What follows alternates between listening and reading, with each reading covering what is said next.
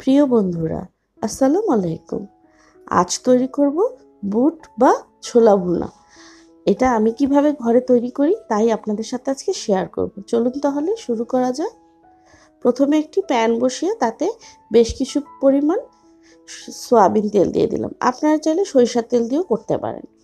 তারপর এখানে দিয়ে দিলাম মোটা মোটা করে কাটা হাফ কাপের মতো পেঁয়াজ কুচি আর 7-8টা কাঁচামরিচ ফালি। আমি কিন্তু এই রান্নাটা কাঁচামরিচ দিয়ে করব। এখানে লাল মরিচের গুঁড়া দিব না। কাঁচামরিচ দিলেই বুটের স্বাদটা খুব ভালো আসে। এই তো, তারপর দিয়ে দিলাম গরম মশলা। এখানে আছে একটা তেজপাতা, দারচিনি আর 2-3টা এলাচ। এটা দিয়ে এখন খুব ভালো করে একটু ভাজা ভাজা করে তার মধ্যে দিয়ে দেব বাটা মশলা। এখানে আমি খুবই সামান্য পরিমাণ আদা বাটা আর রসুন বাটা দিয়ে নিয়েছি।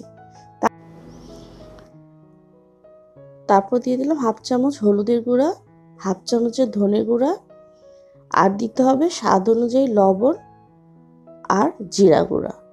এই কটা মশলা দিয়ে খুব ভালো করে এই পেঁয়াজ মরিচ আর গরম মশলার সাথে খুব ভালো করে মশলাটা কষিয়ে নিব। এই তো দিয়ে দিলাম জিরা গুঁড়াটা।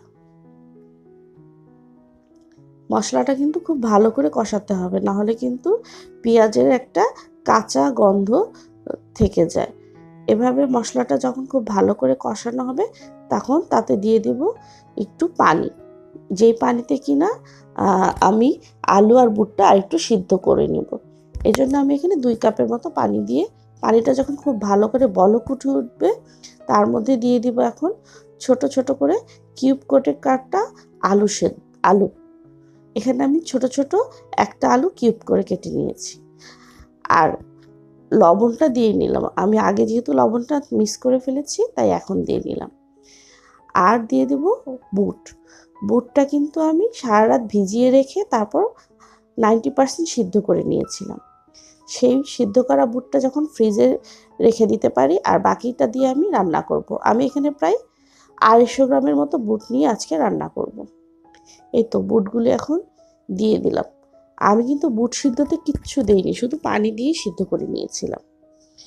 এই তো বুটটা খুব ভালো করে এখন এই মশলার মধ্যে নেড়ে চেড়ে কষিয়ে কষিয়ে রান্না করতে হবে। এভাবে আপনারা ঢাকনা দিয়েও ঢেকে রান্না করতে পারেন। যখন পানিটা শুকিয়ে যাবে এবং বুটগুলোও সিদ্ধ হয়ে আসবে, মাখা মাখা হয়ে যাবে, এভাবে আমরা মাখা মাখা করেও খেতে পারি। আবার অনেকে চাইলে একদম পানিটা শুকিয়ে যখন তেলের উপর বুটটা আসে সেভাবেও রান্না করে খাওয়া যেতে পারে। আমার বুটটা যখন হাফ ডান হয়ে আসবে তখন তার মধ্যে টুকরো করা টমেটোগুলো দিয়ে দিলাম। আগে টমেটোগুলো দিলে কিন্তু গলে যাবে, এই জন্য টমেটোগুলো যাতে একটু আস্তে আস্তে থাকে সেজন্য শেষের দিকে দিয়ে দিলাম। এই তো তৈরি হয়ে গেল আমার বুট ভুনা। আমি যেহেতু ঝোল ঝোল খাবো না, একটু তেলের উপর এভাবেই রান্না করব।